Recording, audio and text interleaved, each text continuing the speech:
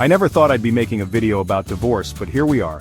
You guys, let's talk about how to keep things civil when you're splitting up in California. Now check this out. The key to an amicable divorce is communication and respect.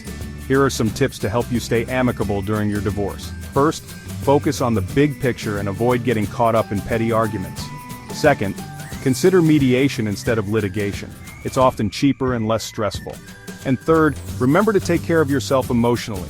Seek support from friends, family, or a therapist if needed. Trust me, it'll make the process so much easier. You know what I mean?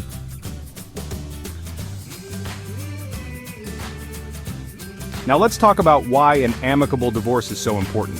First off, it's way less expensive than a drawn-out court battle.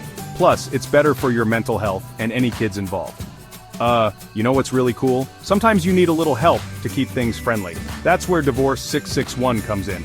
These guys, they specialize in facilitating amicable divorces in California.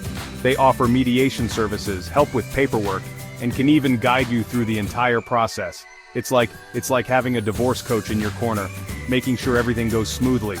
Crazy, right? But it works.